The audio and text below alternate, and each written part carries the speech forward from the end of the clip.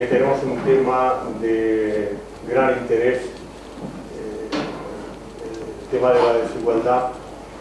Es una cuestión que siempre, en cualquier momento, interesa a todos los ciudadanos, a la población en general, pero que en estos tiempos de crisis económica y en este año de elecciones es particularmente interesante. No solamente por saber cuáles son los orígenes de la desigualdad que se produce en la sociedad y en el reparto de los bienes, sino sobre todo por saber y conocer, aunque muchos ya tenemos una idea de las consecuencias que esto produce. Basta convivir y estar en la calle pues para saber cuáles son esas consecuencias. Para tratar este tema, como digo, de máximo interés, tenemos esta tarde con nosotros al profesor José Manuel Rodríguez Rodríguez, profesor de la Universidad Autónoma de Madrid, que ya en ocasiones anteriores nos ha ofrecido alguna conferencia sobre temas de economía.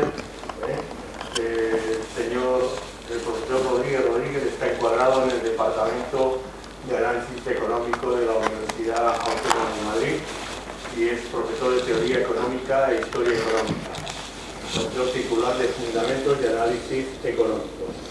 En el curso 2012-2013 ya nos impartió aquí en la Universidad Popular una conferencia sobre temas de su especialidad y hoy esperamos que nos ilustre ampliamente sobre este tema de la desigualdad que, como digo, tiene un gran interés en general y en estos momentos mucho más. Muchas gracias por vuestra distinción.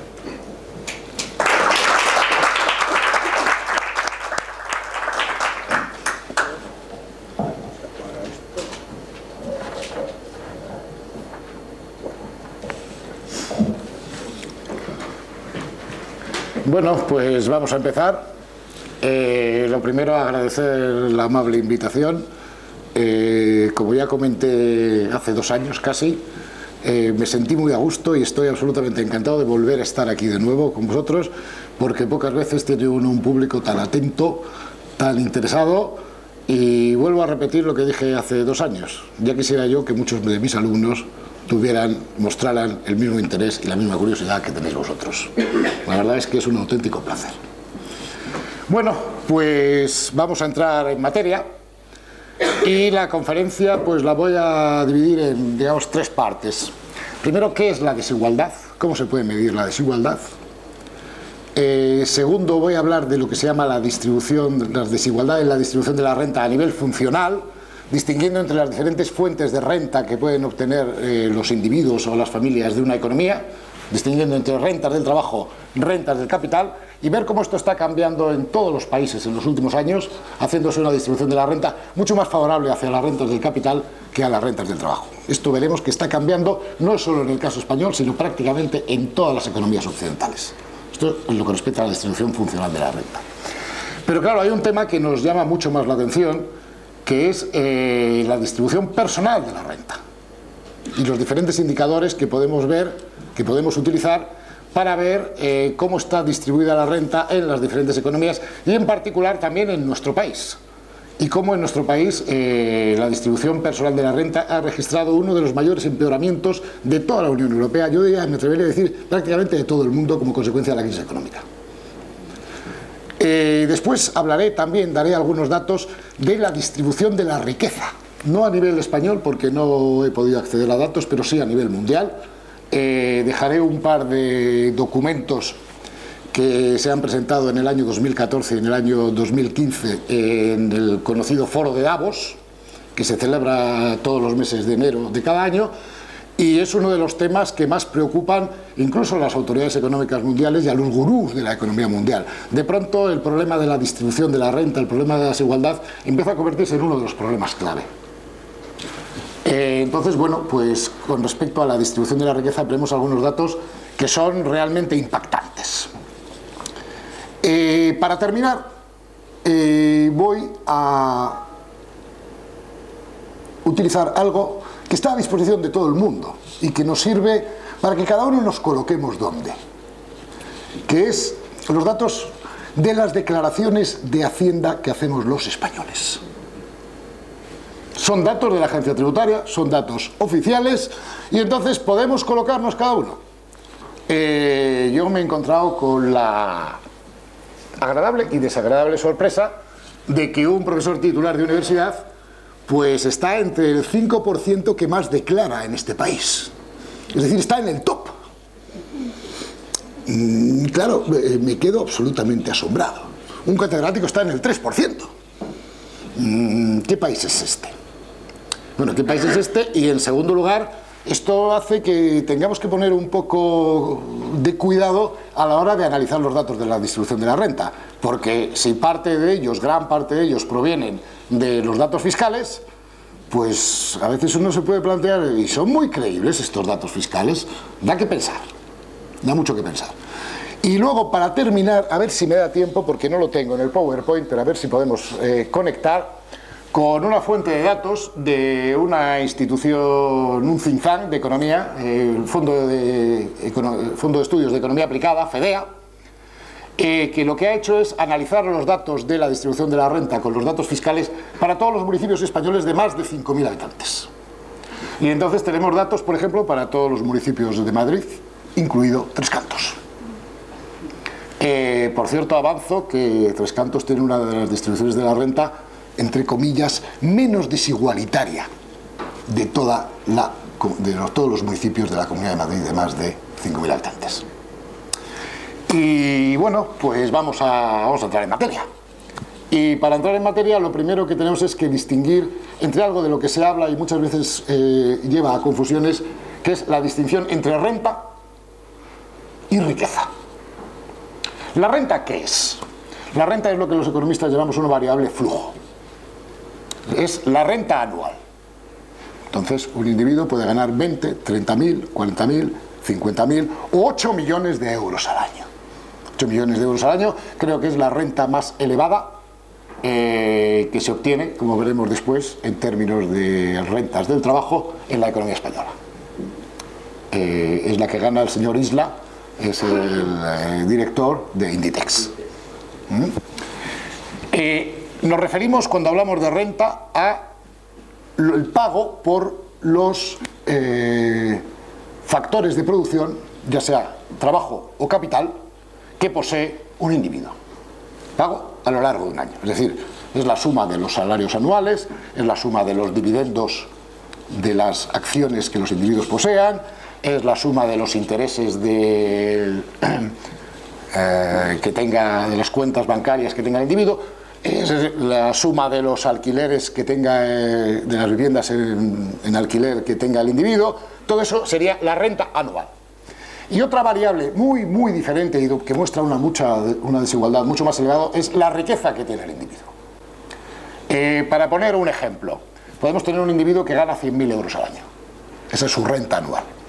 Si este individuo, los 100.000 euros que obtiene al año, se los funde todos los años en gastos de consumo, la riqueza es una variable stock.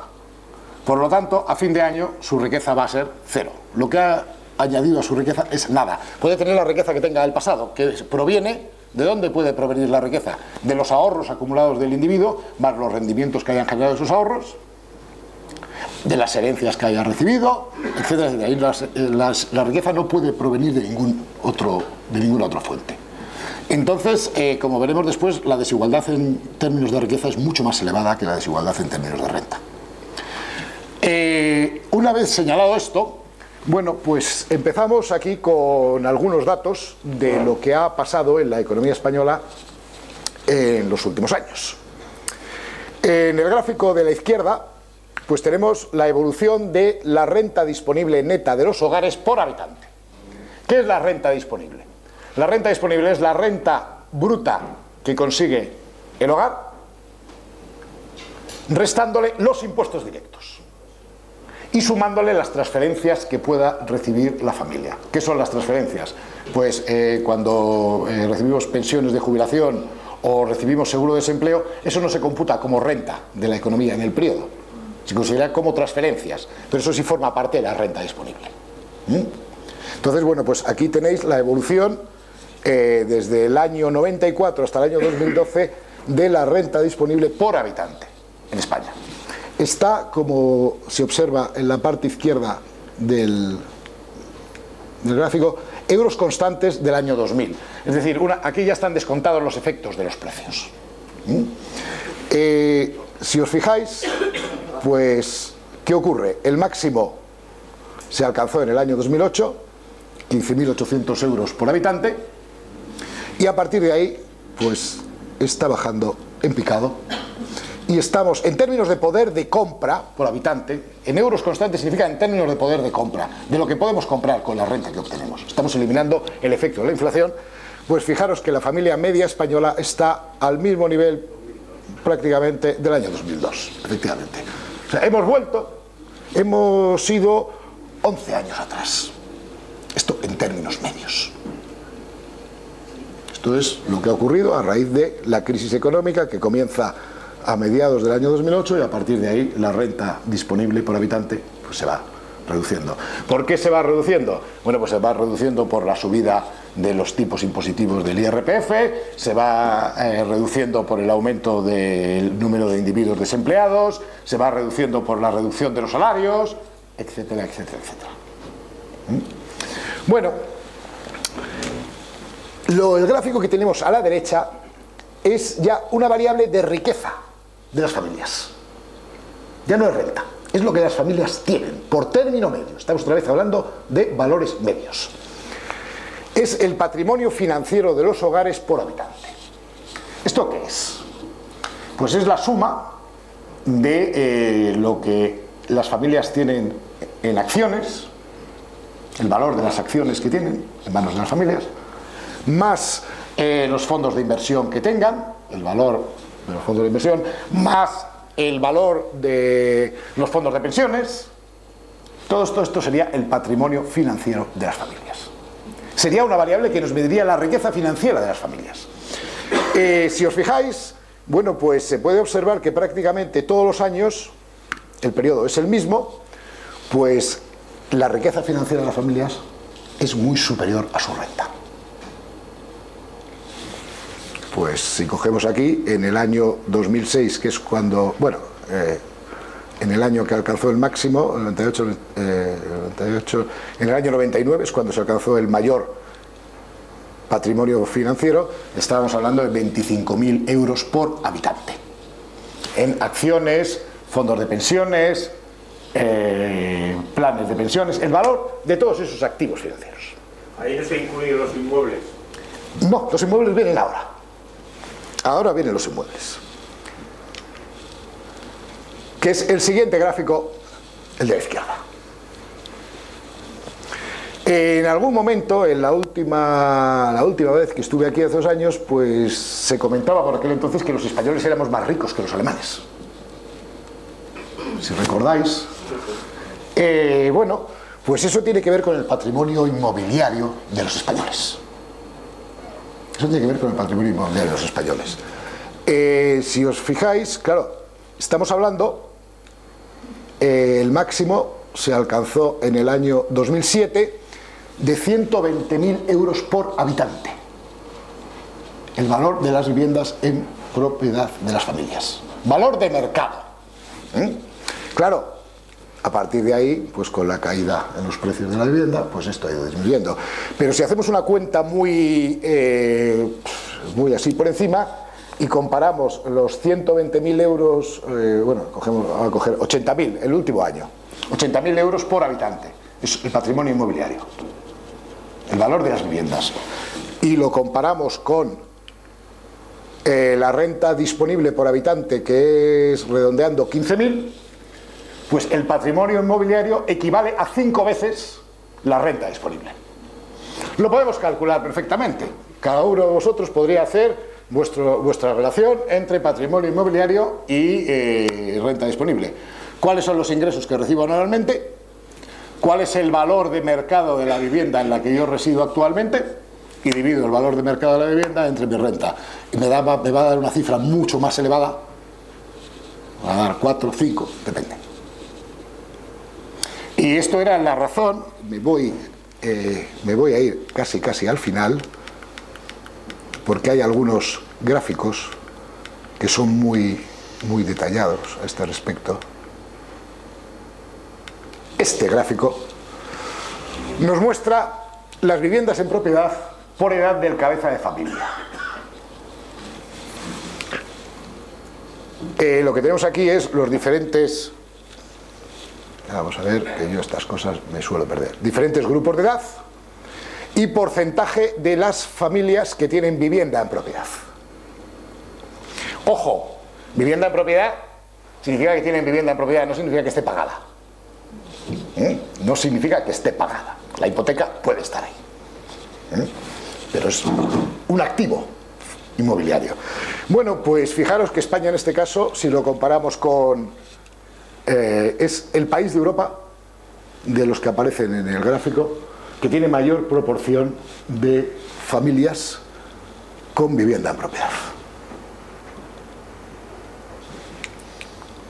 Proporción que además, lógicamente, va aumentando a medida que el grupo de edad va creciendo. Cuando he visto estos datos me han sorprendido mucho, porque lo que nos está diciendo es que aproximadamente el 70% de las familias españolas entre 16 y 34 años de cabeza de familia tienen una vivienda en propiedad. Porcentaje que asciende pues a casi el 95% para los mayores de 75 años. Claro, lo más sorprendente es la diferencia con el resto de los países de nuestro entorno. Los alemanes pues no tienen vivienda en propiedad. Tendrán otro tipo de activos financieros, pero viviendas en propiedad, activos inmobiliarios, no. Bueno, no es que no tengan, es una proporción, incluso en el grupo de edad entre 55 y 64, 65-74, pues está alrededor del 60%. Lo cual significa que el 40% de las familias en ese grupo de edad, en esos grupos de edad, viven de alquiler. O sea, es una estructura completamente diferente. Vamos a ver, la forma de mantener la riqueza de los españoles es el ladrillo. Punto. Y esto ya se viene observando desde hace muchísimo tiempo. Bueno, pues volvemos otra vez ¿a dónde volvemos? Volvemos otra vez al principio. Por supuesto me podéis interrumpir en cualquier momento.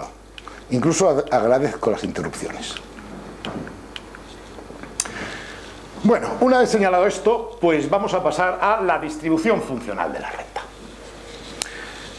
La mejor forma de ver qué es lo que ocurre con la distribución funcional de la renta, la parte que se llevan, vamos a ver, no puedo evitar la pizarra. Vamos a ver.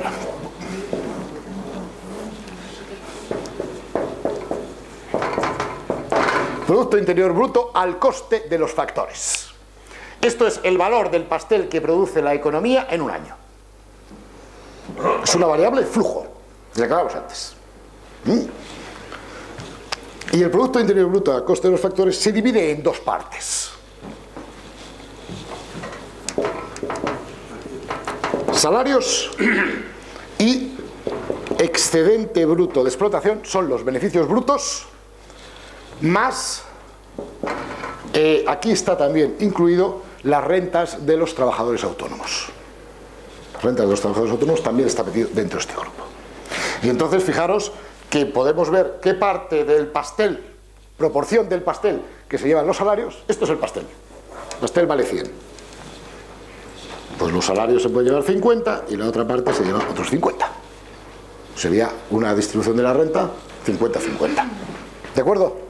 O podríamos tener 60-40, lo que nos dice es un pastel, ¿cómo se reparte? Vosotros sois los asalariados, vosotros sois los perceptores de rentas del capital. Y aquí hay un pastel. Bueno, pues vosotros os coméis una parte del pastel, vosotros os coméis la otra parte del pastel. La suma de lo que los comemos, los dos, es 100. ¿Se entiende, no? Bueno, pues independientemente de cuál sea el tamaño del pastel, una de las cuestiones que se está produciendo en los últimos años de forma espectacular es lo que tenéis reflejado en ese gráfico. Tenéis índice 100 en el año 99 y llega hasta el año 2013. Es salarios reales, salario real por ocupado, poder de compra del ocupado, y productividad, lo que produce cada ocupado. Bueno, pues No me voy a poner a explicar de dónde viene, pero hay una cuestión que os tiene que quedar muy clara. V es el salario real y Z le vamos a llamar a la productividad. Bueno, pues si el salario real crece igual que la productividad, la distribución del pastel permanece constante, independientemente de cómo sea el tamaño del pastel. El pastel puede ser más grande, puede ser más pequeño, pero la proporción de la que partimos permanece constante. Si partimos de una proporción 50-50, los asalariados os seguís llevando 50 y las rentas del capital se siguen llevando 50. Independientemente de que el pastel sea más grande o más pequeño. Eso estamos hablando de una cuestión de distribución. Si el salario real crece más que la productividad, ¿qué significa? Que los asalariados os lleváis una proporción mayor del pastel. La parte del pastel que os coméis va creciendo. Lógicamente la parte que os coméis vosotros va disminuyendo, porque la suma de las dos es 100. Y tercera posibilidad, si el salario real, ¿qué es el salario real, por cierto? El salario real lo que mide es el poder de compra. O sea, si el salario crece un 10% y los precios crecen un 5%, pues mi poder de compra ha crecido un 5%. ¿Se entiende? ¿No? Bueno, pues si el salario real crece menos que la productividad, ¿qué ocurre? Que vosotros, que sois los que percibís rentas del capital, os lleváis una proporción cada vez mayor. Bueno, pues eso es lo que está ocurriendo en las economías desarrolladas desde el año 90. Fijaros que las pensiones de la Seguridad Social, ¿qué cuentan como salarios? Las pensiones de la Seguridad Social no cuentan de ninguna manera. No cuentan de ninguna manera porque las pensiones de la Seguridad Social no están metidas aquí. Es lo que se llama, cuando aquí hablamos de esto es lo que se produce, es lo que mide es la aportación de los individuos en el periodo en el que estamos midiendo la producción. Cuando vosotros estáis cobrando pensiones, tenéis derecho a pensiones porque habéis aportado al PIB de años anteriores. Pero en el momento que estáis percibiendo las pensiones, ya no estáis aportando a la producción del periodo. Y por eso se llaman transferencias. Esas transferencias forman parte de vuestra renta disponible, pero no forman parte del PIB. Y en esa distribución, ¿cómo se tienen en cuenta los cientos de miles de asalariados que han pasado autónomos sin empleados? Estarían metidos aquí. Ya, pues, Estarían metidos ahí. Bueno, no tengo aquí los datos ahora mismo, pero no me atrevería a decir que ha habido tal aumento en el número de autónomos. No me atrevería a decirlo. No lo sé, no tengo los datos. Puede ser una imagen. Han crecido, desde luego, pero todavía sigue siendo una proporción relativamente pequeña. Entonces, fijaros, esto es para todas las economías desarrolladas. ¿Qué es lo que está ocurriendo? Que la parte del pastel que se llevan, lo que podríamos llamar rentas del capital, necesariamente tiene que crecer. Lógicamente, la parte que se llevan las rentas del trabajo, que son los que a partir de ahora vosotros vais a ser los asalariados, vosotros vais a ser los que percibís rentas del capital. ¿Por qué? Porque me ha salido así. ¿Pero esos son datos media mundial o de España? No, estos son datos para todas las economías desarrolladas. Son datos de la OCDE. De la OCDE. Pero ahora vamos por países. Vamos por países. Y lo vamos a ver más clarito. Bueno. ¿No se ve más claro? Vamos a ver. Aquí lo que tenéis es la participación de los salarios en el pastel. El porcentaje del pastel que se comen los asalariados. En Reino Unido, Japón, Francia, Alemania, Estados Unidos, Canadá, Italia y Australia. España viene ahora. Fijaros en una cosa que es una tendencia en general, aunque es un gráfico así muy... Pero se ve una tendencia bastante clara en todos los países, ¿no? Que la parte del pastel que os coméis vosotros cada vez es más pequeña, ¿verdad? Está... Aquí viene España. Aquí viene España. Son datos desde el año 91 hasta el año 2013.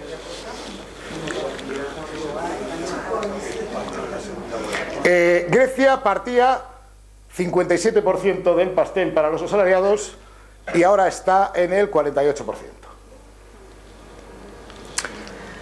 Irlanda, bueno, Irlanda ha hecho cosas muy raras. Fijaros que aquí se despeñaba, luego empezó a subir, alcanzó unos niveles más elevados de los que partía, menos elevados de los que partía, pero bastante más elevados, y luego a partir de la crisis económica, fijaros que podemos poner aquí el año 2008 y vemos qué pasa a partir del 2008. Está claro que en los países que más hemos sufrido la crisis, esos que nos llaman los PIGS, pues ha ocurrido prácticamente lo mismo en todos. El que menos se despeña es Portugal. El que menos se despeña es Portugal, efectivamente. Efectivamente. Portugal pues pasa del... bueno, no solo nos... pues estaba en el 58 y ahora debe estar en el 56. O sea, no es el que menos tendencia... O sea, es el país donde menos ha disminuido la participación de los salarios en el PIB. Esto en lo que respecta a la distribución funcional de la renta. ¿Esto qué influencias tiene? ¿Qué influencias puede tener los cambios en la distribución funcional entre salarios y beneficios? Bueno, pues cada vez hay más economistas que están considerando, ya viene la demanda de bienes de consumo. Vamos a ver. Las rentas del trabajo tienden a consumir una proporción mayor de sus rentas que los que perciben rentas del capital. Las rentas del capital tienden a ahorrar una proporción mayor de su renta. Dicho de otra forma, si un individuo percibe unas rentas de 100 del trabajo, pues a lo mejor se gasta en bienes de consumo 80 y ahorra 20. Pero si un individuo percibe unas rentas de 100 procedentes del capital, consume 60 y ahorra 40. Una proporción significativamente diferente. Claro, el consumo es uno de los componentes de la demanda. Por lo tanto, cuanto menor sea la participación de los salarios en el pastel, menor va a ser la demanda de bienes y servicios por parte de las familias. A menor demanda de bienes y servicios de consumo por parte de las familias, la reacción de las empresas puede ser perfectamente reducir la producción, puesto que hay menos demanda. Reducir la producción significa reducir el empleo. Reducir el empleo significa aumentar la tasa de desempleo. Es decir, pueden aparecer crisis de demanda a nivel macroeconómico, a nivel de la economía en su conjunto, si cambian los parámetros que miden la distribución de la renta. Y eso es algo que está ocurriendo y se ha acentuado con la crisis prácticamente en todas las economías, como habéis visto. Por favor, ¿en qué año se produce el primer máximo de la participación de renta de los salarios en España? Este pico inicial. Este pico inicial es el año 94. Yo creo que es el máximo, bueno, de esta serie es el máximo. O sea que desde ahí no hemos hecho más que bajar. Hay una subida justo antes y al inicio de la crisis. Fijaros, ¿qué significa una subida? Que los salarios reales estaban creciendo más que la productividad. Recordar los planteamientos que hemos visto antes. Si los salarios reales crecen más que la productividad, significa que la parte del pastel que se comen los asalariados va creciendo. Y a partir de ahí, bueno, pues una caída en picado. ¿Más preguntas? Bueno, pues acto seguido vamos a hablar de un señor que está muy de moda, el señor Piketty, El capital del siglo XXI, la obra bestseller de la economía de yo creo que de los últimos 10-15 años.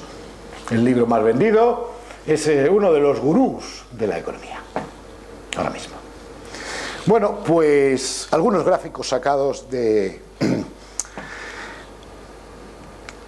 desigualdad de la renta en Europa y Estados Unidos durante el último siglo.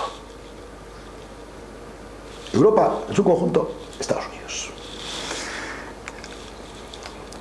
En negro, ¿qué tenemos? La proporción del pastel de la renta que se lleva el 10% que más gana.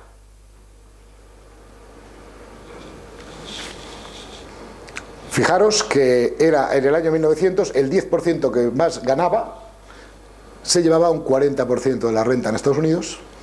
Esto creció hasta la crisis de los años 30, alcanzó el 45%.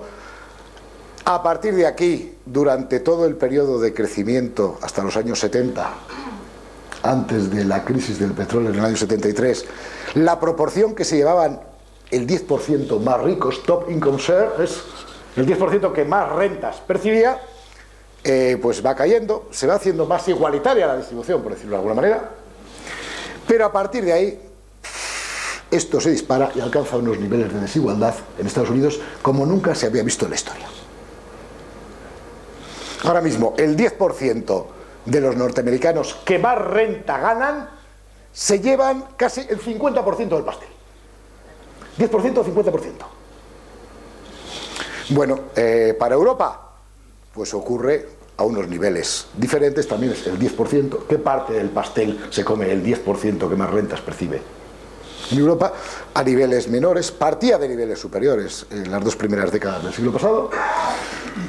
Luego, la igualdad de la renta, que se puede medir como disminución de la parte del pastel que se come el 10% superior, pues se va haciendo cada vez mayor, pero a partir de los años 80, bueno, pues esto vuelve a crecer. Ahora mismo, el 10% que más rentas percibe en Europa se lleva un 35% del pastel. Me gusta hablar en términos de pastel porque creo que es muy, muy comprensible. ¿Alguna pregunta sobre esto? ¿Tienes de España? No, no tengo datos de España. No tengo datos de España. Pero seguro que es más alto que el de Europa. No demasiado. No demasiado. Luego veremos distribución de la renta en...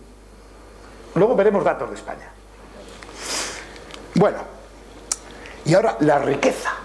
Ya sabemos cuál es la distinción entre renta y riqueza. Bueno, pues el gráfico anterior hacía referencia a la renta. Este hace referencia a la riqueza. Y fijaros que las cifras son completamente diferentes.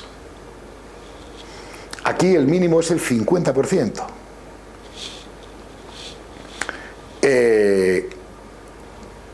El 10% que tiene más riqueza en Estados Unidos se posee más del 70% de toda la riqueza existente en Estados Unidos. De todas las... valor de las viviendas, más valor de las acciones, más valor de los fondos de pensiones, etcétera, etcétera. Todo esto es la riqueza en un momento determinado. Bueno, pues el 10% que más tiene se lleva el 70%. Impactante. Sí, pero en 1910 se llevaba más del 80%. Claro, había una desigualdad de la renta mucho mayor.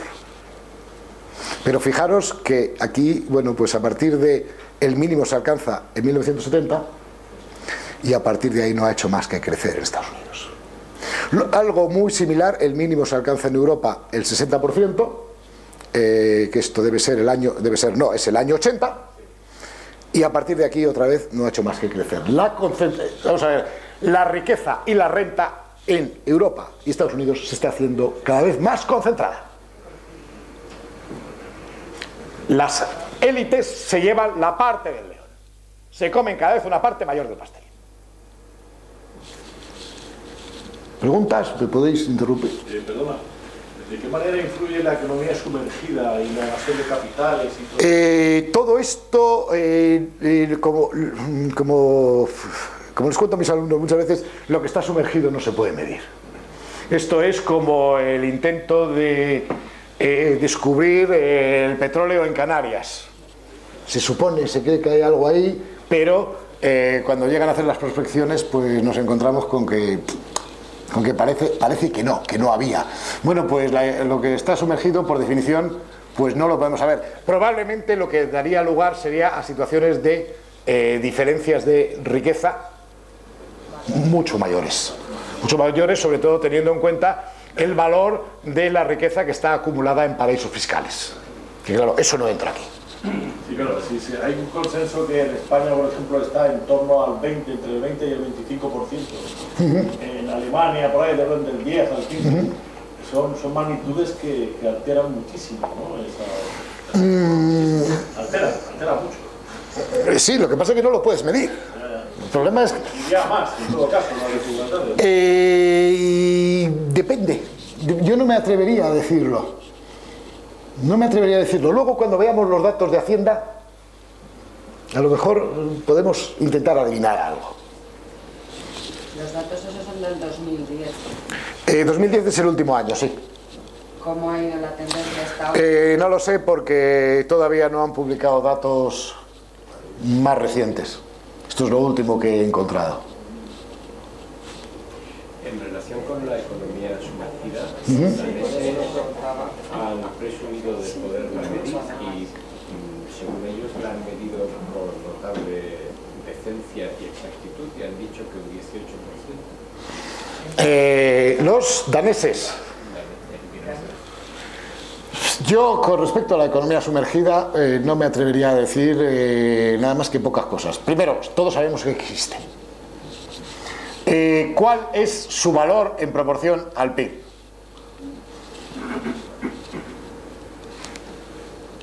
Entre el 15 y el 25%. Claro, estamos hablando de unas cifras, estamos hablando de unos márgenes que, bueno, sabemos que existe, pero fijaros que la propia definición nos lo dice, sumergida. Lo que está sumergido es algo que es muy difícil. Podemos intentar aproximarnos a la medición, de hecho se utilizan cada vez más métodos de aproximación, pero vamos, los métodos de aproximación lo único que nos dan son bandas de fluctuación. Claro. ¿Que es importante? Sí. Fijaros que todos estos datos de distribución de la renta y distribución de la riqueza de los que vamos a hablar están basados o bien en encuestas o bien en fuentes fiscales. Es la única forma de saberlo.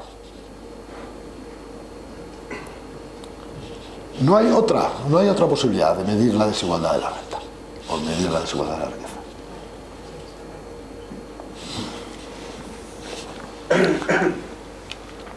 Bueno, ahora vamos a dar un poco de clase. ¿Cómo se mide la desigualdad de la renta?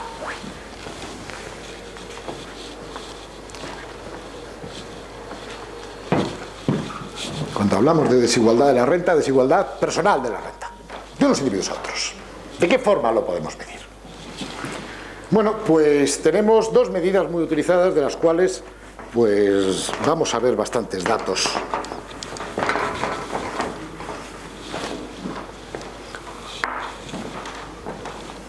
A lo largo de la sesión.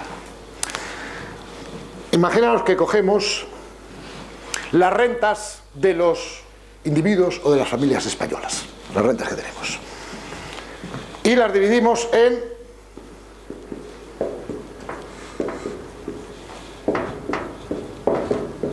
lo que se llama decilas o en quintilas. Vamos a utilizar decilas. Entonces cogemos el 10% que menos gana, después cogemos el 10% siguiente, después el 10% siguiente, y así hasta el 10% que más gana. ¿Se entiende, no? Bueno, pues ahora tenemos una primera medida aproximada. Cogemos la decila del 90 entre la decila del 10. Es decir, la media del 10% que está arriba en la distribución entre el 10% que está abajo. Y esto nos da un indicador. Cuanto mayor sea ese valor, más desigual es la distribución de la renta. Lo que ganan los de arriba con respecto a lo que ganan los de abajo. Y lo podríamos hacer con cualquiera de las otras. Por ahí veremos algunos datos, que es decila de 80 sobre decila del 20, es otra forma de medirlo. Y luego otro dato, también impactante, que lo veremos en algunos casos, es lo que se lleva el 1% que más gana. Ya no estamos hablando de decila, es decir, este 1% que hay aquí, los que están entre el 99 y el 100, cuál es su renta media. Y lo podemos comparar con los otros. ¿Me seguís, no? Bueno, pues esta es una primera medida muy simple, muy simple. Muy simple y creo que fácilmente comprensible para todos. Y luego está la medida de la que cada vez se habla más, a veces aparece en la prensa, que es el famoso índice de Gini, que no se centra solo en los que más ganan y los que menos ganan, sino de cómo está distribuida la renta entre las diferentes decilas. ¿Qué es lo que tenéis aquí en este gráfico?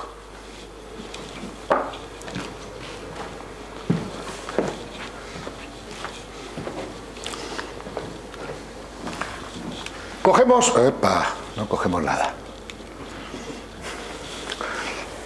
Cogemos la población, aquí está, en 20% que menos gana, de entre el 20 y el 40, 40-60, 60-80, 80-100. Los ordenamos. La población. Y en el eje de ordenadas, el porcentaje de ingresos que se llevan.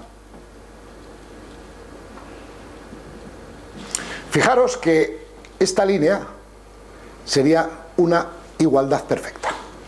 Sería una sociedad absolutamente igualitaria. El 20% se llevaría el 20% de la renta. El 40% se llevaría el 40% de la renta. De la renta total, del pastel. El 80% se llevaría el 80% de la renta. O sea, sería una sociedad inexistente. Una sociedad, además, a la que no podemos aspirar, donde todos ganaríamos exactamente lo mismo. Todos ganamos 2.000 euros al mes. Una sociedad absolutamente igualitaria. Bueno, pues estaríamos en esta línea. El siguiente instrumento que se utiliza es la curva, lo que se llama la curva de Lorenz, que lo que dice es el porcentaje de la renta que se lleva cada uno de los quintiles de la población ordenados según su renta, para que os hagáis una idea. Esto, tenemos aquí este dato, 20% más bajo. Bueno, pues aproximadamente este 20% más bajo, según este gráfico, pues se llevaría un 4 o un 5% de toda la renta. ¿Me seguís? Sí. El 20% siguiente, pues la diferencia entre, pongamos que esto es 5 y que esto es 10, pues se llevaría un 10%. O sea, vamos viendo qué parte del pastel se come cada uno de estos grupos. Bueno, pues una medida de la desigualdad, que es el índice de Gini, es dividir este espacio de aquí entre la suma de este más este. Vamos a ver, imaginaros una situación de una sociedad absolutamente igualitaria. Todos ganan lo mismo, estaríamos aquí. Fijaros qué es lo que ocurriría. ¿Cuál sería el índice de Gini? A ver. 0, efectivamente. Ahora imaginaros una sociedad donde el 99% no se lleva nada y el 1% se lleva todo. Vamos, se lleva prácticamente todo. Bueno, pues tendríamos un índice de Gini prácticamente cercano a 1. O sea, el índice está entre 0 y 1 y cuanto mayor sea su valor, más desigual es a nivel agregado la distribución. ¿Se entiende o hay dudas? No sé si me he sabido explicar con suficiente claridad. Espero que sí. Bueno, pues vamos a ver datos. Año 2012. Fuente: Organización de Cooperación y Desarrollo Europeo, la OCDE.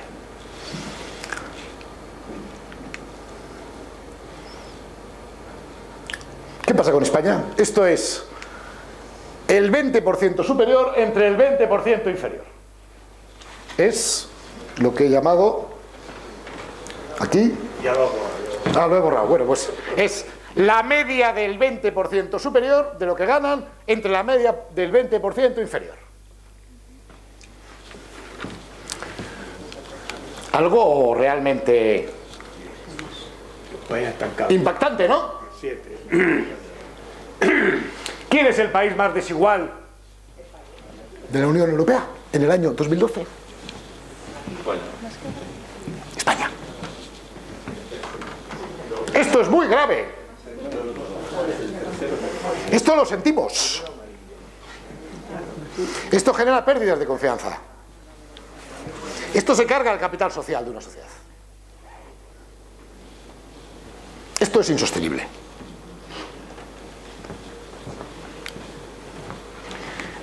Por cierto, a este respecto, no puedo por menos de comentaros que hace aproximadamente un mes el señor Rajoy en el Parlamento dijo que se había conseguido reducir la desigualdad de la renta en el año 2013.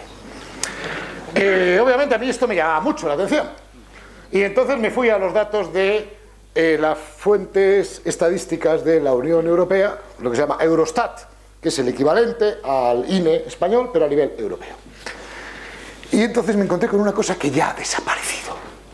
Uno a veces piensa mal. ¿Qué significa que ha desaparecido? Pues que en el dato de España en el año 2013 aparecía una B. Aparecían los datos y aparecía una B en pequeñito. ¿Qué significaba B? Cambio de base. Era el único país que cambiaba la base de toda la Unión Europea. Ahora ya la B ha desaparecido. 2 meses después ya no hay cambio de base, ya no hay nada. Y los datos ya se han consolidado. Entonces, sorprendentemente parece que en el año 2013 la distribución de la renta en España ha mejorado. No sé qué percepción tendremos, pero esto ya es una cuestión de opinar. Cada uno puede opinar al respecto. Los datos a veces los carga el diablo. Es a donde... En cualquier caso, aunque haya disminuido, bueno, pues está claro que aquí hay países, los países nórdicos muestran una desigualdad mucho menor y los que somos más desiguales, bueno, pues está en orden. España, Grecia, Rumanía, Bulgaria, Portugal, estamos al mismo nivel. Vamos, cuanto menor es la renta per cápita, cuanto más pobres somos, más desigualdad hay. O sea, parece que hay una relación entre las dos. Pues se podría intuir.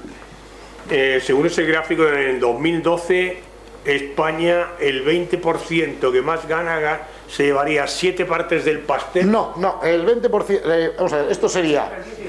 No, esto es... Vamos a ver, esto es... quintila 20... vamos a ver, el 20 que más y el 20 que menos. El 20 que menos.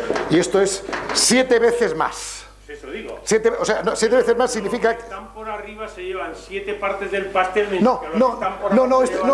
Esta es una medida diferente. Significa que si los que están abajo tienen una renta de 10.000, los otros tienen una renta de 70.000.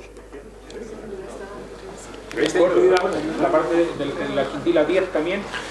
Sí, no, aquí está el 20% superior dividido entre la media del 20% inferior. Sí. O sea, cogemos el 20% de los españoles que más ganan, calculamos la media. Cogemos el 20% de los españoles que menos ganan, calculamos la media. Dividimos uno entre otro y eso nos da esos valores. 7 veces. 7 veces.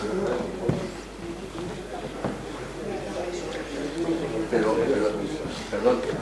No hay nada. Da la sensación de que se llevan más veces. Da la sensación. Sí, pero son los datos. No, ya, sí. O sea, son los datos oficiales, de lo que se declara, ¿no? De lo que se declara, efectivamente. De lo que se declara. Ahí está. Esto es lo que está emergido. Ahí está. Hay que tener en cuenta que es el 40% de la población. Estamos el 20% superior de la población en términos de ingresos y el 20% inferior. Es el 40%. 40%, claro.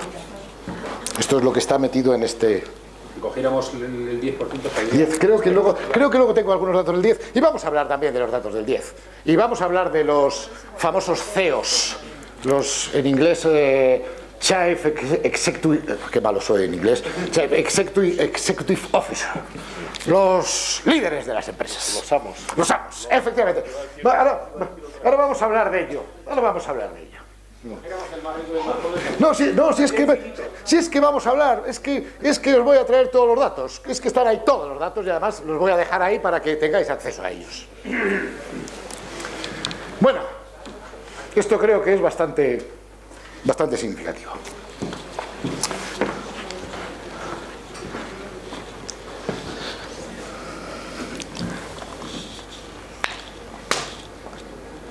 Esto es otra vez una forma de presentar lo mismo.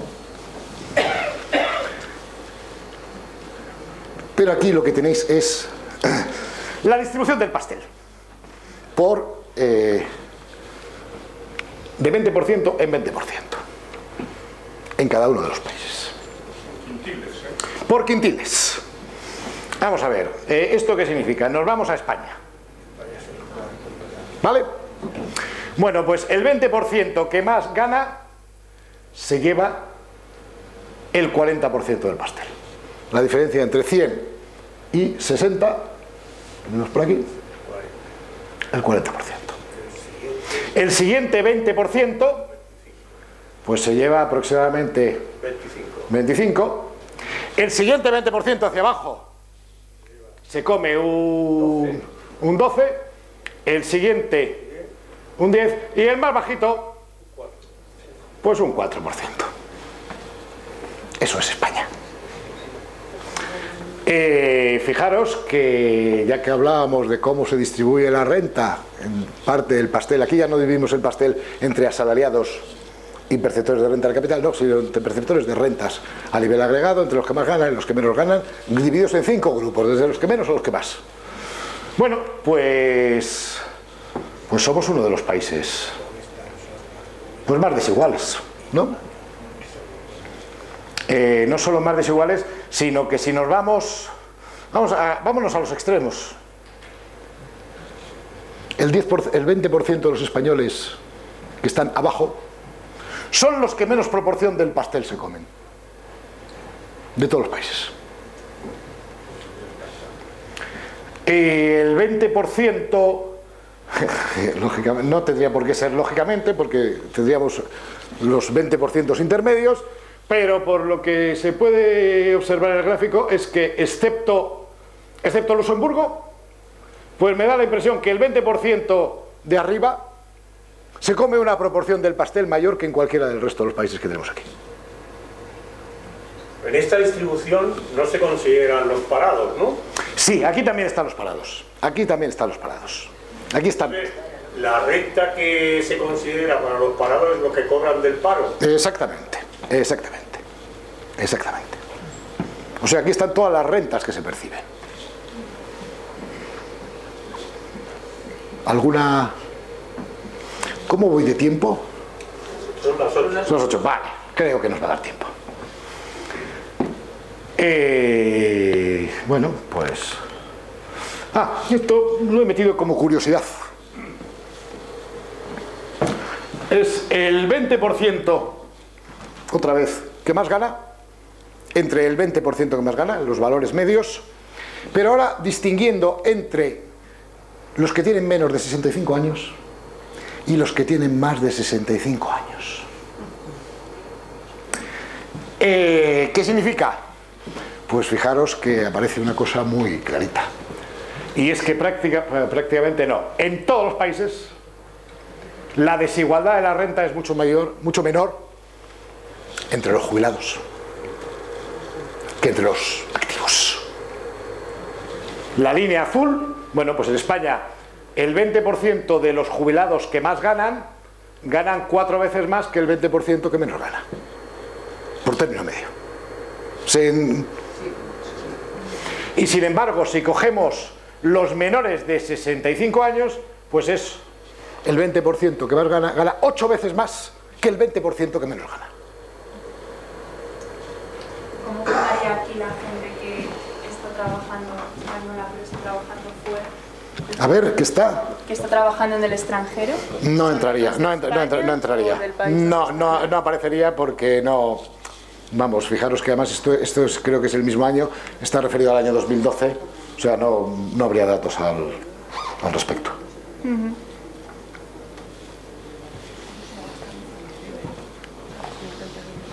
¿Qué cheque es? ¿República Checa? Sí. ¿Ganan más los jubilados que los...?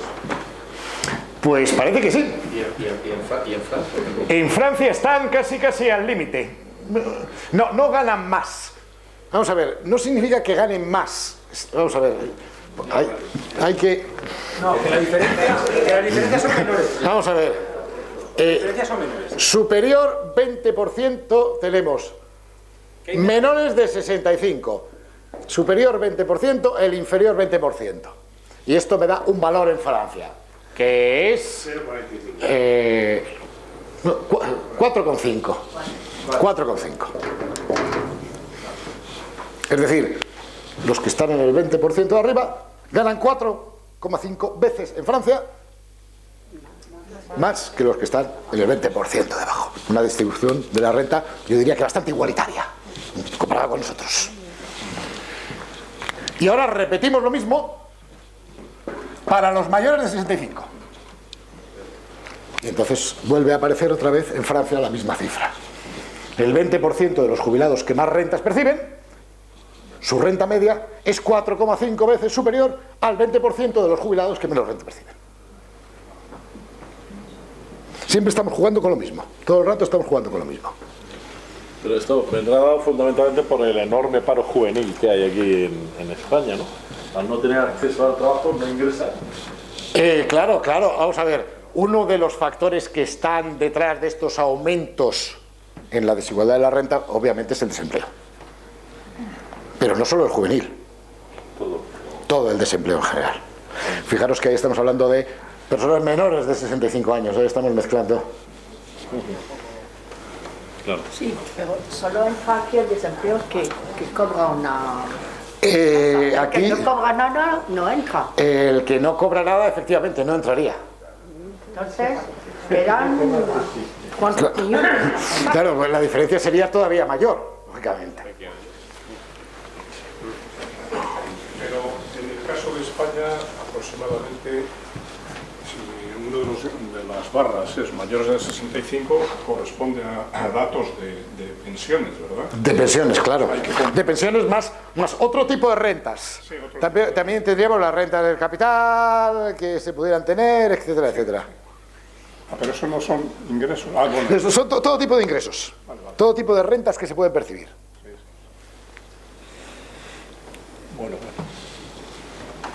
Vamos a ver, que la desigualdad entre los mayores es menor que la desigualdad Entre los jóvenes.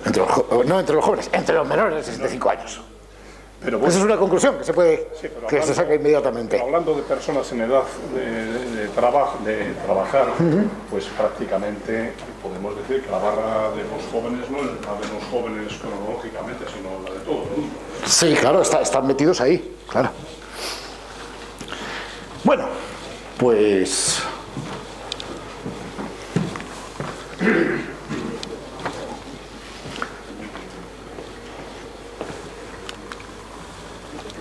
Este puede ser un poco farragoso. Vamos a ver cómo lo explico con cuidado. Esto es el índice de Gini, los cambios que se han producido en el índice de Gini entre el año 2007 y el año 2011. ¿Cuánto ha aumentado el índice de Gini? ¿O cuánto ha disminuido el índice de Gini? En los diferentes países, en este periodo, en la crisis. Otra vez, somos los líderes. El índice de Gini ha aumentado en este periodo casi en 8 puntos.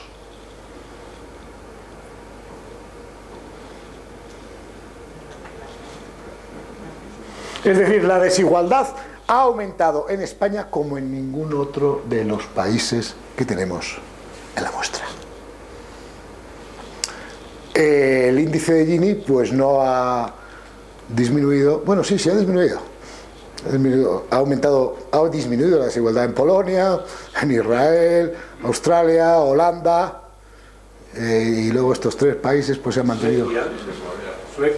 Suecia. ¿Dónde anda Suecia? Suecia, sí, pero no lo... No, ha crecido. En Suecia ha crecido. Fijaros que esto es por encima de 0, significa que el índice de Gini está aumentando, que la desigualdad ha crecido en el periodo, y por debajo de 0 es que la desigualdad ha disminuido.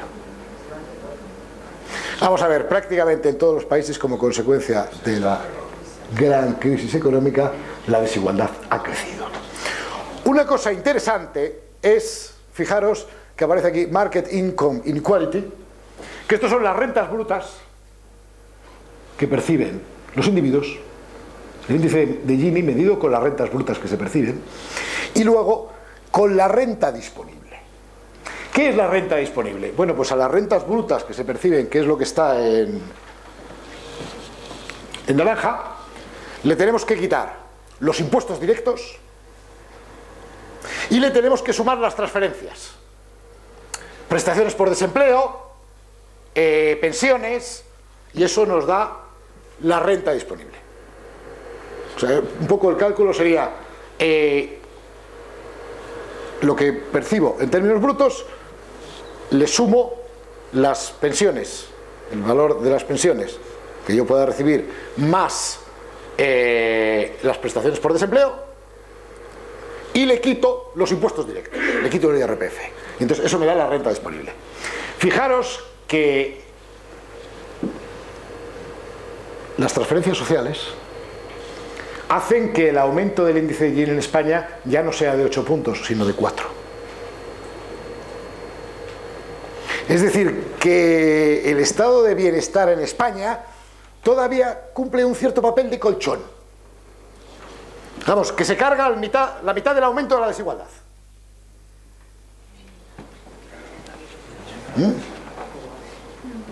A pesar de que el estado del bienestar nos lo estemos cargando, o se lo estén cargando, pero todavía sigue cumpliendo un papel de colchón. Menor que en otros países, claro. Pues fijaros, por ejemplo, en Japón aumenta el índice de Gini en todo esto, pero sin embargo, una vez que lo miramos en términos de renta disponible, el aumento es mucho menor, casi no se produce aumento.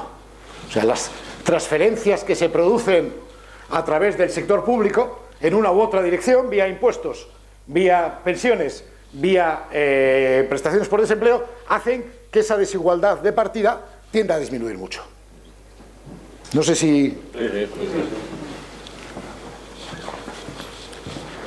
Los impuestos indirectos... Los impuestos indirectos aquí no entran. Aquí no entran en ningún sitio. Los impuestos indirectos, de mi renta disponible yo pago impuestos indirectos. Cuando me he tomado un café antes de venir estaba pagando impuestos indirectos. ¿Con qué los he pagado? Con mi renta disponible. O sea, no, los impuestos indirectos aquí no... Aunque sabemos que ocurre, claro que lo sabemos. Creo que lo sabemos cuando el IVA aumenta al 23%, etcétera, etcétera. Eso lo sabemos perfectamente. Pero no entra en términos de distribución de la renta. Es decir, cuando se habla de distribución de la renta es o en términos de renta bruta o en términos de renta disponible.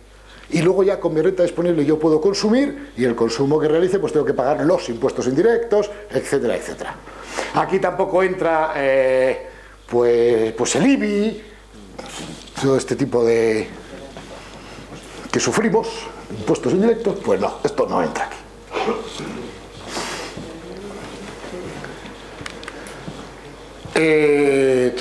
Bueno,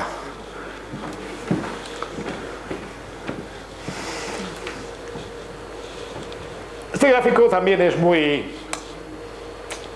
ilustrativo, o creo que es muy ilustrativo. Son datos del 2010. Los países más iguales, lo que tenéis en el eje de la izquierda es el índice de Gini. Y luego en amarillo lo que tenéis es la relación entre la media del 90% que más gana y el 10% que más gana y el 10% que menos gana. Bueno, pues ¿cuáles son los países más igualitarios?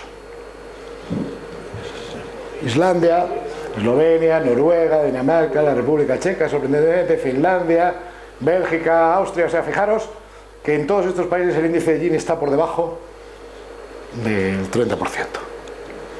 Luego entramos en un tramo intermedio y ya terminamos por aquí. Vamos a irnos al país que nos interesa, que es el nuestro, que tiene un índice de Gini, o tenía un índice de Gini en el año 2010 de casi 0,35, ha llegado a estar en 0,37 en el año 2012. Y luego, bueno, pues una forma de verlo más claro es con el amarillo.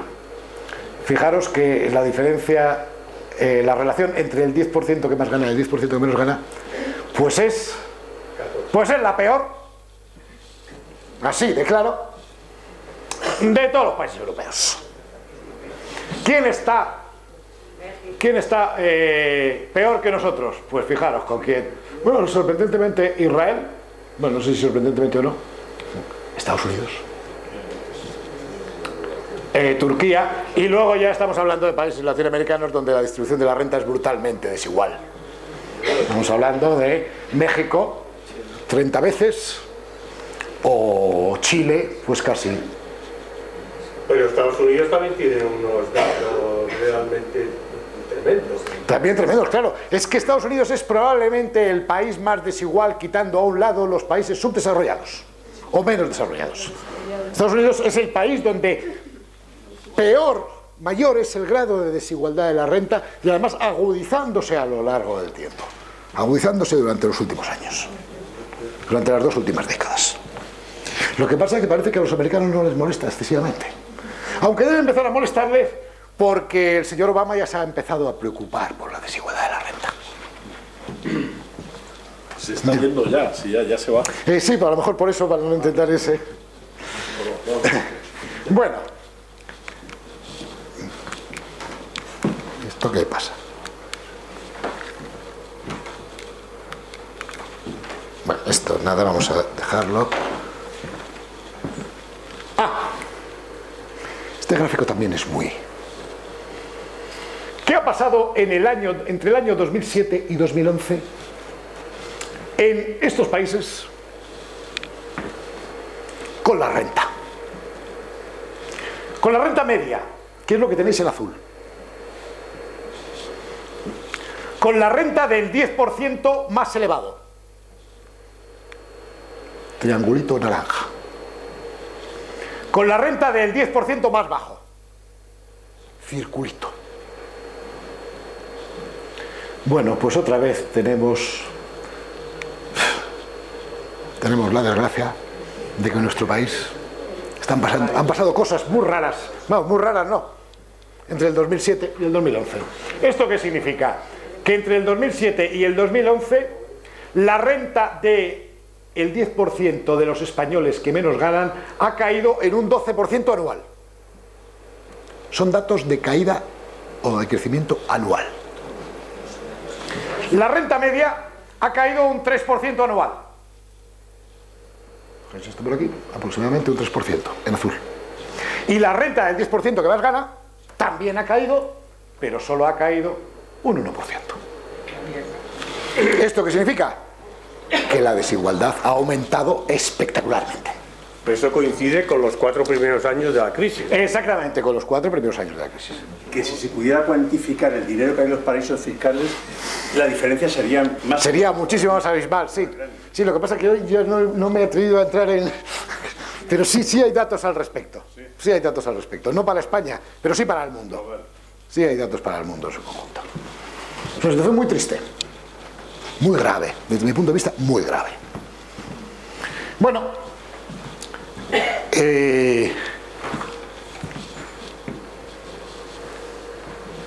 hay países que han tenido una mejora considerable a pesar de la crisis.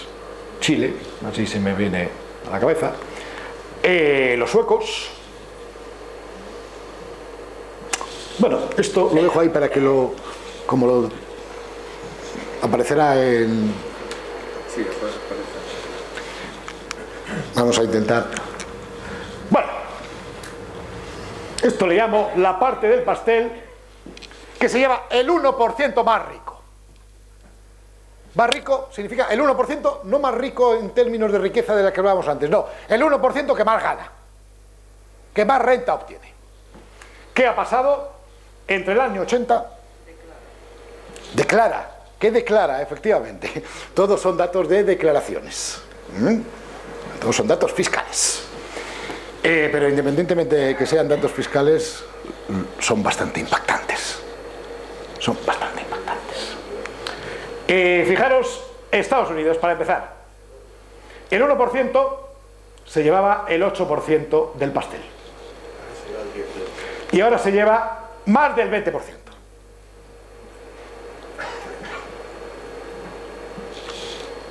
Creo que no hay mucho más que decir. En un periodo de 30 años, redondeando. Se llevan el 8, ahora se llevan el 20. Bueno, Singapur, Irlanda, siempre es el 1%. O sea, es el top. Italia, bueno, en todos los países, el 1% de todos los países que aparece de aquí se lleva más de lo que se lleva, vamos, se come más pastel, se come una proporción mayor del pastel. España, bueno, pues no es tan grande el aumento, estamos hablando de, se llevaban aproximadamente un 8 y ahora se llevan un 10, se llevan una parte mayor del pastel. Datos oficiales. Datos oficiales.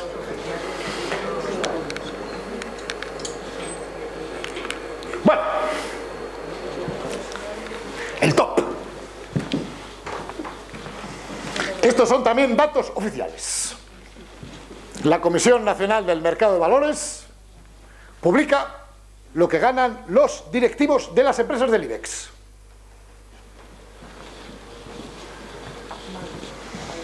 Año 2013.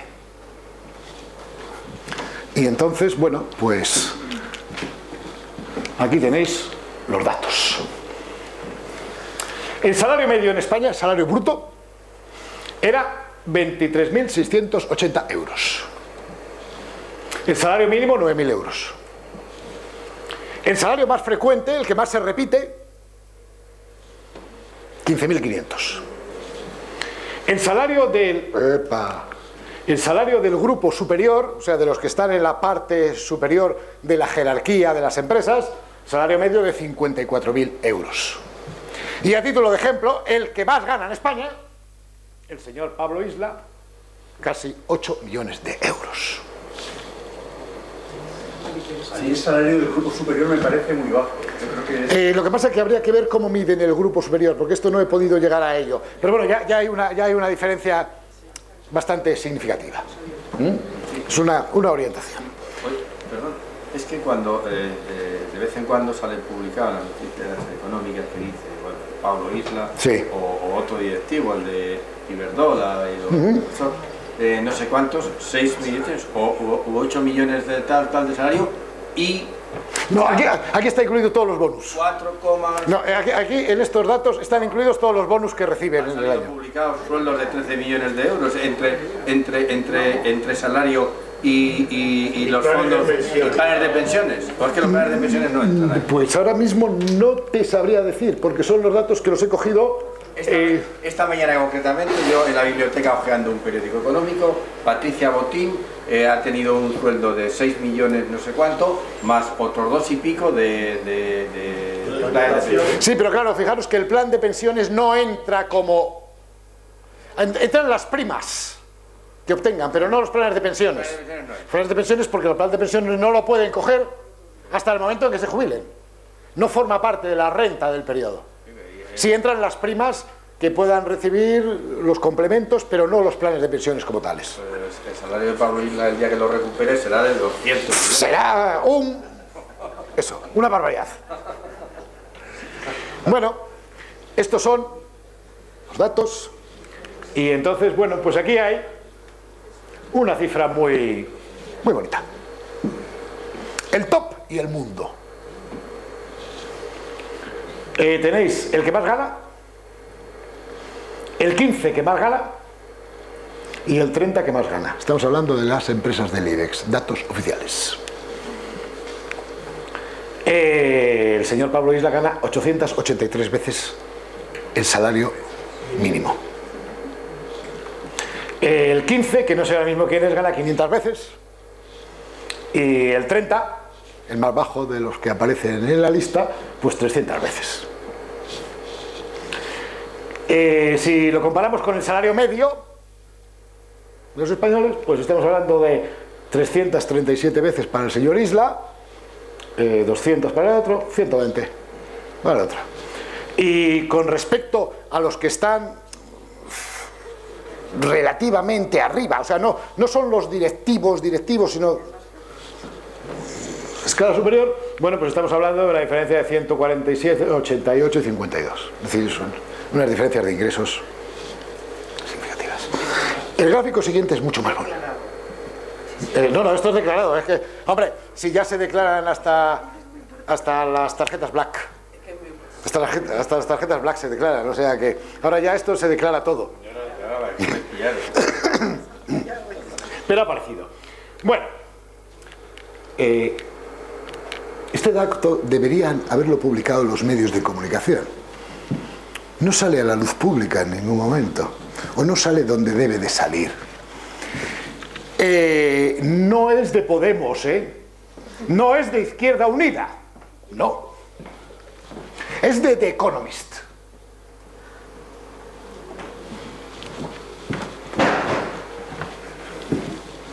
Es impactante.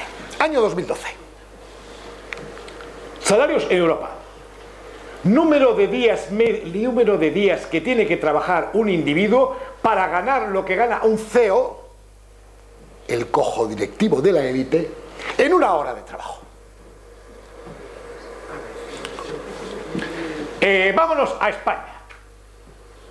Vamos a coger España. Fijaros que andamos por aquí arriba, Bueno, estos directivos tienen un salario de 792 euros por hora.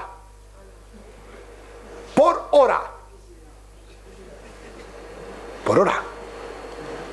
792 euros por hora. ¿Incluida la que se toma en el café? Sí, por hora, efectivamente. ¿Qué esto significa? Median wage earner. Pues es en las empresas, en la empresa en la que están, el salario mediano. ¿Cuál es el salario mediano? El que deja a un lado el 50% y al otro lado el 50%. Esto es la mediana. Bueno, pues el salario mediano, pues ¿cuántos días tiene que trabajar en España? Pues tiene que trabajar, pues 8 días para ganar lo que este individuo gana en una hora. Y si cogemos el que menos gana en la empresa, pues tiene que trabajar 21 días para ganar lo que este individuo gana en una hora. Esto suena así muy... Claro, yo a veces cuando vi esto, cuando se lo cuento a los alumnos, digo, esto hay que hacerlo público por todos los lados. ¿Esto qué significa? Fijaros que significa muchas cosas. Se supone, decimos los economistas, que los salarios que se perciben y la productividad tiene algo que ver. Los individuos más productivos son los que perciben salarios más elevados. Y entonces cuando uno se va aquí a estos datos europeos, pues empieza a plantearse cosas. Fijaros, esto es el salario por hora de los CEOs. Y entonces, coño, ¿somos los más productivos de Europa después de los italianos?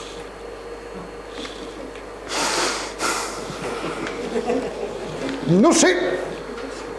Bueno, los italianos son los líderes. Se llevan casi 1000 euros por hora. Pero claro, miramos países sensatos. Los directivos españoles son mucho más productivos que los suecos, 700 euros. Son mucho más productivos que los holandeses, 500 euros. Más productivos que los franceses, 550. Hosti tú. Los irlandeses incluso más que los suizos. Algo huele, ¿no? No les envío este cuadro a los de Podemos porque le aplican la ley antiterrorista. Los aplican la ley antiterrorista. Es de The Economist,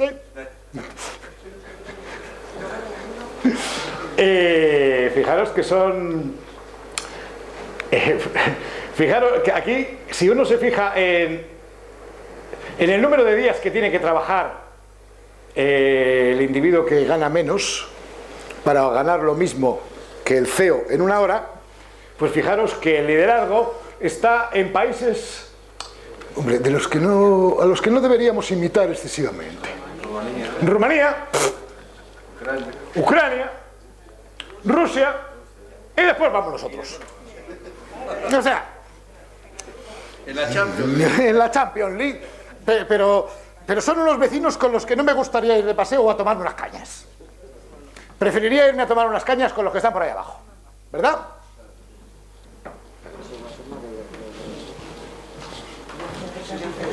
Siguiente.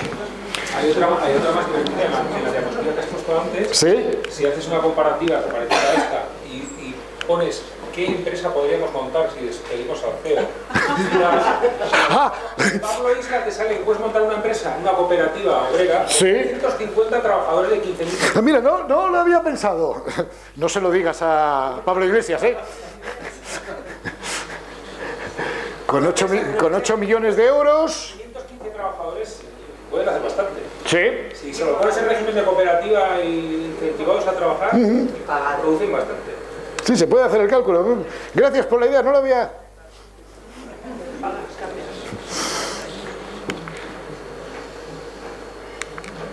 Bueno, ya estamos viendo desigualdad por muchos sitios. Vamos a ver alguno de los efectos. Vamos a ver alguno de los efectos. Relación entre ingresos de los hijos e ingresos de los padres.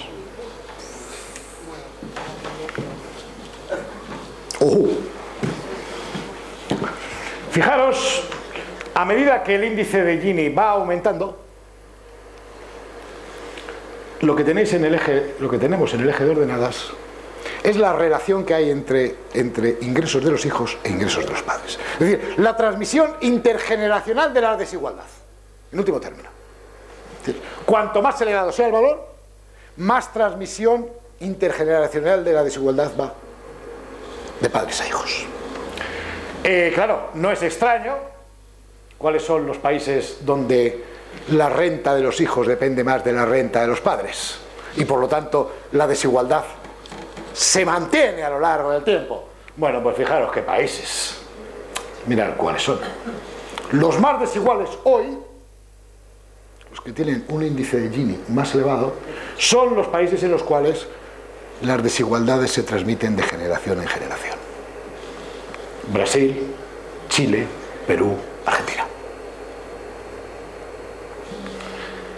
Luego anda Estados Unidos por ahí. Es decir, eso de que Estados Unidos es la tierra de promisión, a lo mejor en algún momento lo fue. Seguro que en algún momento lo fue. Ahora no lo parece. O sea, la relación entre las rentas de los hijos y las rentas de los padres, vamos a ver, el 50% de las rentas de los hijos vienen explicadas por las rentas de los padres. Esto es lo que nos dice esta cifra. Pero fijaros luego, ¿dónde andamos nosotros? En la misma situación más o menos que Estados Unidos. Que con Pakistán. O sea, fijaros que todos los que andamos por aquí arriba, lo que les pase a nuestros hijos está influenciado en gran medida por lo que tenemos nosotros.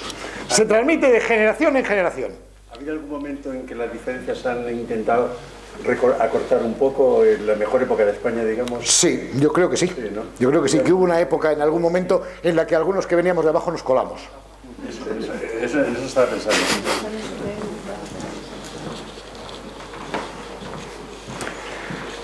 Lógicamente, claro, lo que ya sabemos. Fijaros que aquí tenemos las sociedades menos desiguales en términos de índice de Gini más bajo y donde menos se transmite las rentas de los padres a la renta de los hijos. Estamos hablando de Japón, estamos hablando de Suecia, Finlandia, Noruega, Dinamarca. Italia también. Italia también, sorprendente. A pesar de que Italia tiene una desigualdad bastante mayor que estos países que están aquí concentrados, pero sin embargo hay más movilidad social. O sea, cuanto más baja es la cifra en el eje vertical, más movilidad social.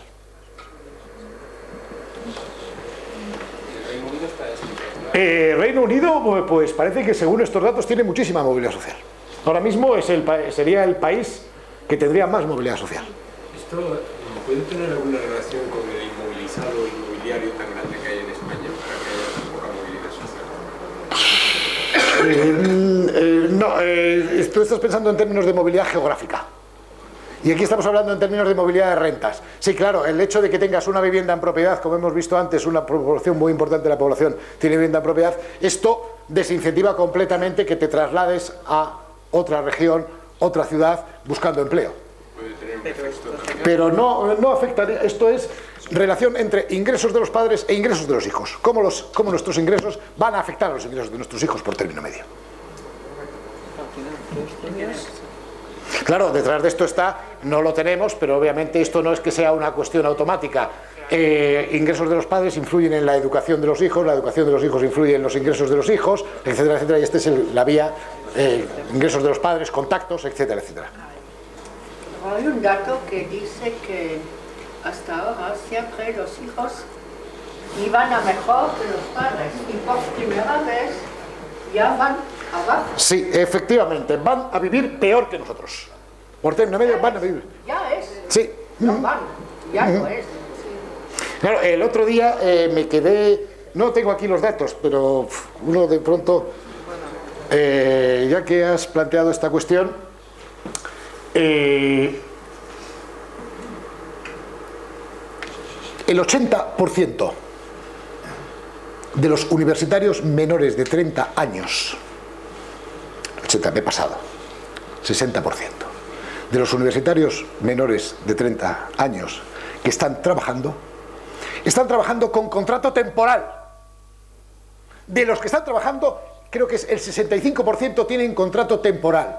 Por primera vez desde que hay datos al respecto, en este grupo de edad de menores de 30 años, los que son universitarios tienen una proporción mayor de contratos temporales, los menores de 30 años, que los que tienen menos nivel de estudios. O sea, ya la universidad ya no asegura nada. Debajo de su calificación. Sí, claro, esto es que estén trabajando. Que estén trabajando. Otra cosa es en qué estén trabajando. ¿En qué y por cuánto? En qué y por cuánto, efectivamente. Pero fijaros que ahí ya tenemos una señal que es el 65%, creo que era, de los menores de 30 años, o sea, de todos los que tienen estudios universitarios, que están trabajando. Hay muchos que no están trabajando. De los que estén trabajando. ¿En qué? No lo sabemos. Tienen contrato temporal. 2 de cada 3. Si cogemos los que tienen estudios medios, es 1 de cada 2. Vamos a ver, la cifra, para que os hagáis un poco una idea, es, cogemos los individuos con estudios medios, sería bachillerato y formación profesional. Miramos los que están trabajando. Bueno, pues la mitad de los que están trabajando tienen contrato temporal. 1 de cada 2, cuando tienen estudios medios. Pero resulta que cuando tienen estudios superiores, es 2 de cada 3. Normalmente siempre se observaba que los universitarios tenían una menor proporción de contratos temporales. Esto se ha dado la vuelta. Y está relacionado con lo que tú planteabas anteriormente. Bueno, los ricos. Vamos a hablar ya de los súper ricos del mundo. Esto es riqueza. Ahora ya no estamos hablando de renta. Esto es riqueza. Riqueza en el mundo. Riqueza en el mundo. Gráfico de la izquierda. De toda la riqueza que hay en el mundo, esto es lo que se lleva el 1% más rico del mundo. Casi el 50%. El 1% más rico del mundo tiene casi el 50% de toda la riqueza del mundo. Lógicamente, el 99% más pobre, el que no es el 1%, pues, bueno, pues tiene 52, tiene un poquito más. Pero fijaros lo que ha ocurrido a partir de la crisis, cómo esto se ha dado la vuelta. El 99% más pobre, pues iba creciendo poco a poco en términos de riqueza, pero ha venido la crisis y ¡plop! Claro, 99 y 1 es 100, pues los otros suben. Impactante.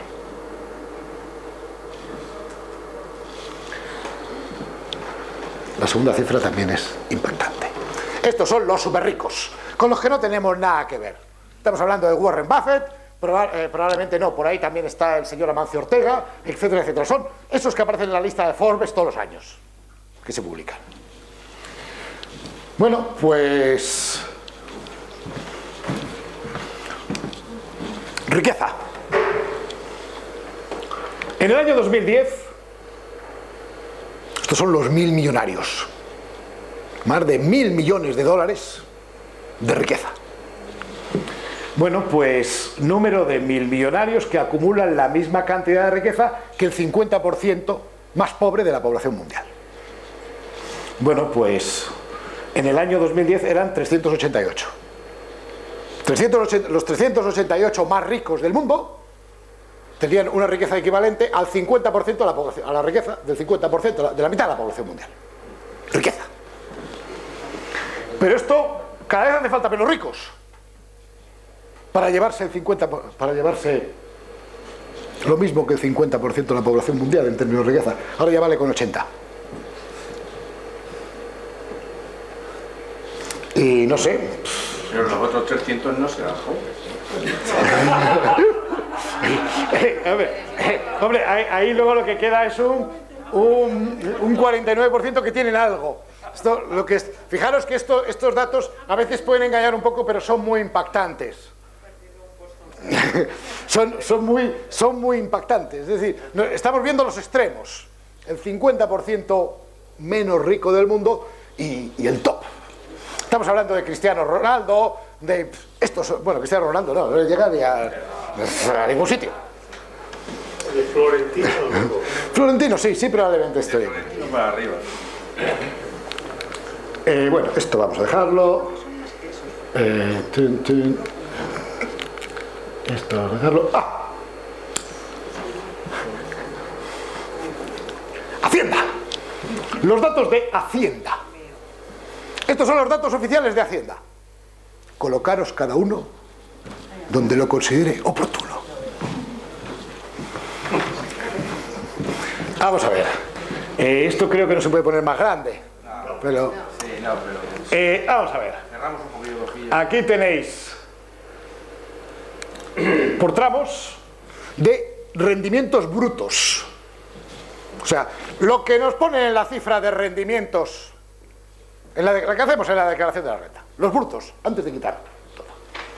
Bueno, pues lo tenemos por tramos hasta 1.500 euros, de 1.500 a 6.000, de 6.000 a 12.000, 12.000 a 21.000, 21 a 30.000, 30.000 a 60.000, ingresos anuales brutos, 60 a 50.000 y 150.000 a 600.000 euros y más de 600.000.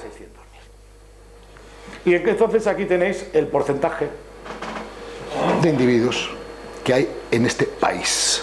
Esto sería liquidación, esto es todos los ingresos, independientemente de que sean asalariados, que sean autónomos, lo que sea. Esas son las cifras de la izquierda. Estos son los asalariados, ¿vale? Bueno, pues, por ejemplo, un profesor de universidad, tiene unos ingresos brutos de 45.000. Estoy aquí, en el medio. Estoy entre 30 y 60.000. Es decir, que vamos a quitar de aquí, o sea, por encima, ¿quiénes están? Aquí tenemos un 3%, 3,25, aquí un 3,5% declaran más de 60.000. Yo estoy justo debajo. Dicho de otra forma, estoy en el top 5%. Claro. No, que solo hay 5% que gana más que tú. Sí. Es engañoso.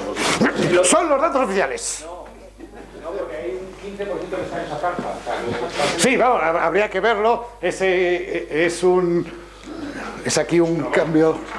Pero vamos. Claro, es que ese escalón... Es un escalón muy... aquí son 30, de 30 a 60.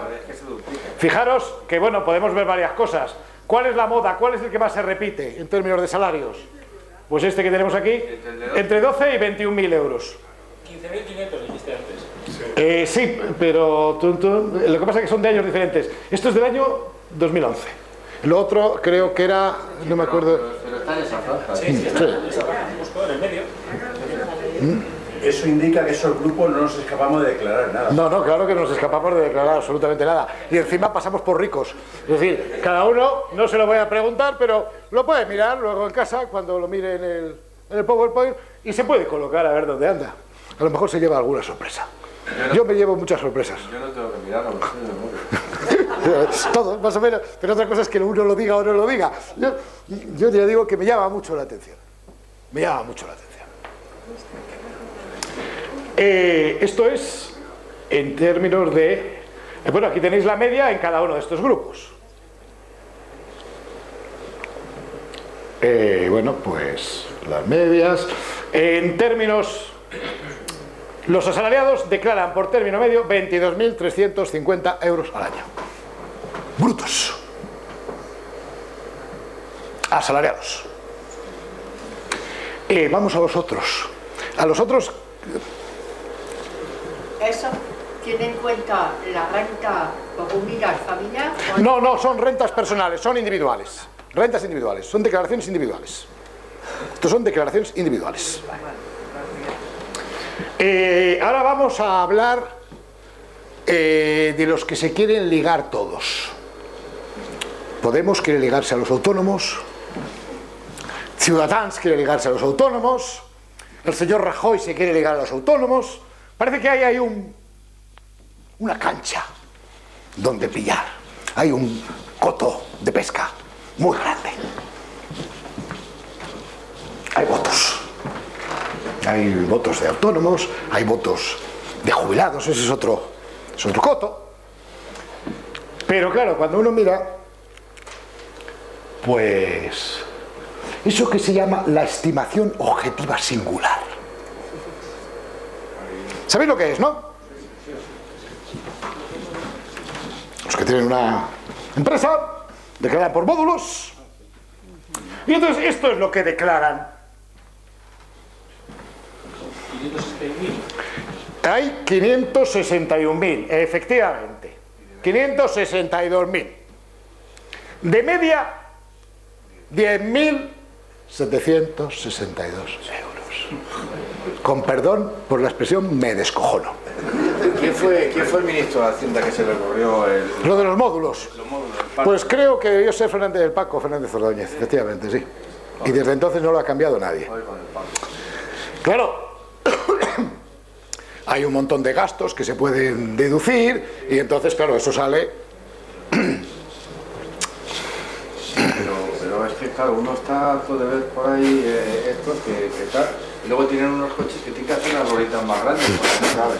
Exactamente, sí, pero son a los que se quieren ligar todos los candidatos.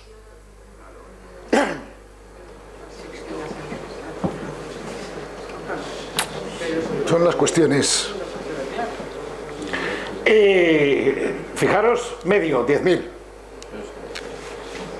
Hay más, ¿eh? Este ya es descacharrante. Estos son los profesionales no asalariados que no declaran por módulos. Ni por módulos ni por nada. Cuando vemos la cifra, no. Pobrecitos, solo ganan por término medio 8.000. Estamos hablando de dentistas, abogados, etcétera, etcétera, etcétera. Estos no declaran por módulos. Todos los trabajadores independientes. El del bar tiene un módulo, declara por módulos. El del restaurante ya no. O a lo mejor sí, no lo sé porque no conozco la legislación exactamente. El taxista declara por módulos. Pero hay muchos otros, bueno, pues hay 360.000 que no declaran por módulos, que son los profesionales independientes. Los notarios también. No lo sé. Sí, probablemente los notarios deben estar. Jolín. Y los registradores de la propiedad. Y los registradores de la propiedad. Hombre, fijaros que esto. ¿Cuántos son? Hombre, estamos hablando de. No, los políticos declaran por rentas del trabajo. Están en el primer cuadro, en la primera gráfica. Oye, y por si esos externos a esta gente no se les podía pillar, porque hay señores que declaran esto de vale, pero dice, bueno, es que viven, y con perdón, viven en Parla y en un barrio deprimido, ¿no? Pero viven en el barrio de Salamanca, en Chamberí, tal. O en La Moraleja. Efectivamente. Y claro, ¿eso cómo se mantiene? Una cosa de ese... Pues porque Inspección de Hacienda no hace lo que debería hacer. Así de simple. Así de simple. Andan detrás del monedero. Sí, que también. Pero vamos. El pequeño Nicolás. Del pequeño Nicolás, efectivamente. Bueno, pues con esto casi yo he terminado. Simplemente voy a ver si puedo hacer una cosa. Yo podría entrar en internet desde... Sí, vamos a ver. Pero no te va a dar tiempo. Sí, me da tiempo, sí, porque vamos a ver una cosa muy bonita. Que es cómo está distribuida la renta aquí. ¿Y cómo está distribuida la renta? En Tres Cantos. ¿Cómo está distribuida la renta en Madrid capital? ¿Cómo está distribuida la renta en Alcobendas? Ya sabéis lo que hay en Alcobendas. Se llama La Moraleja, ¿verdad?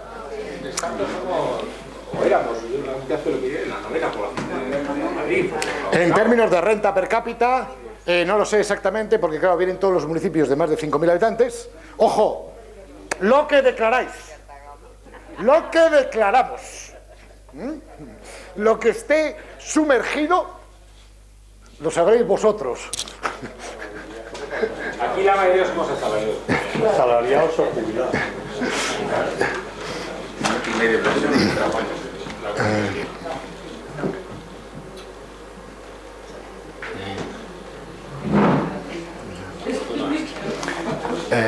En Google querría entrar.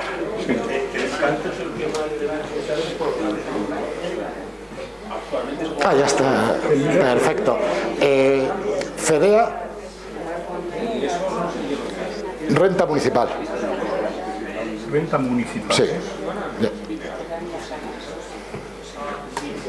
Vale, ahora ya me dejas, ya entro.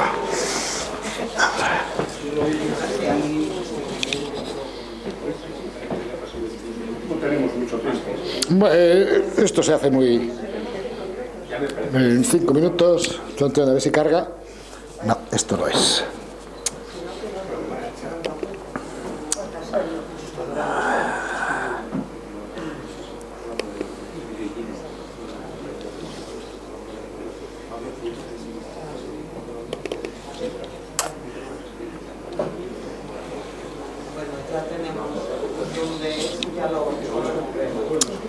Sí, me temo.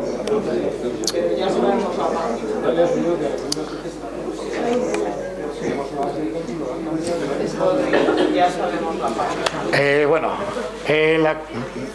no he llegado a... Me he ido... FEDEA.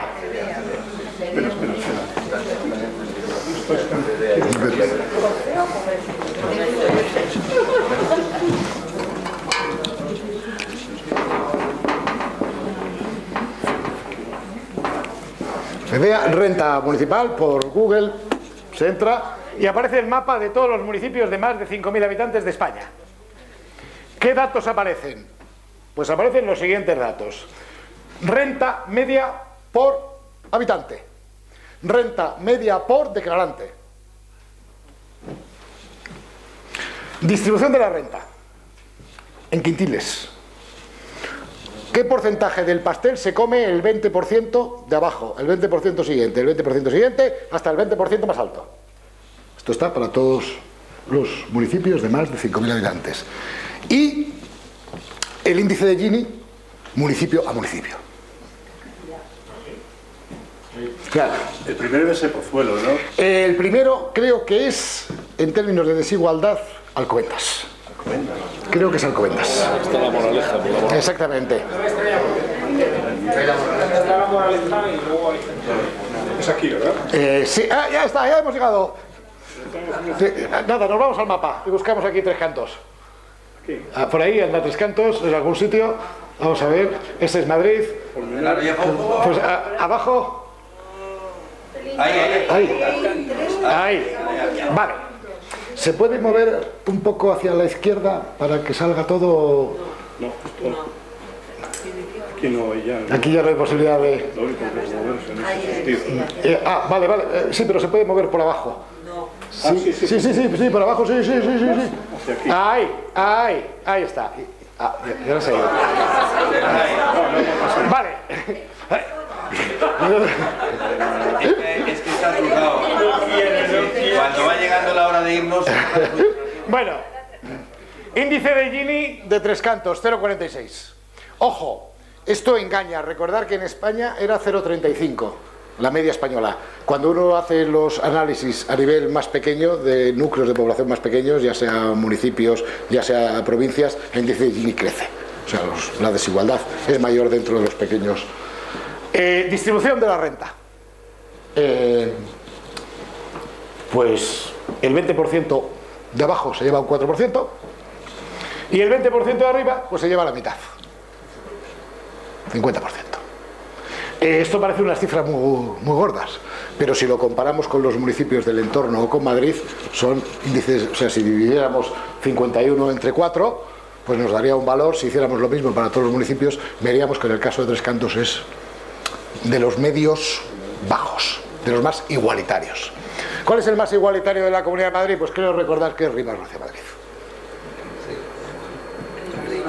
Esto tiene que ver, lógicamente, con la dinámica de cómo se ha ido instalando la población a lo largo del tiempo en los diferentes municipios. No es igual un municipio nuevo como Tres Cantos o Rivas que un municipio histórico como Pozuelo, etcétera, o Majadahonda. Pero bueno, de esto ya sabéis dónde podéis fisgar. Podéis iros a vuestro pueblo de origen porque tenéis todos los datos de los municipios de más de 5.000 habitantes y bueno, pues si uno tiene curiosidad, pues lo puede fisgar. Ya sabéis lo que es el índice de Gini, ya sabéis lo que son los porcentajes. Bueno, pues termino, que a veces me hago muy pesado. Muchas gracias por vuestra atención.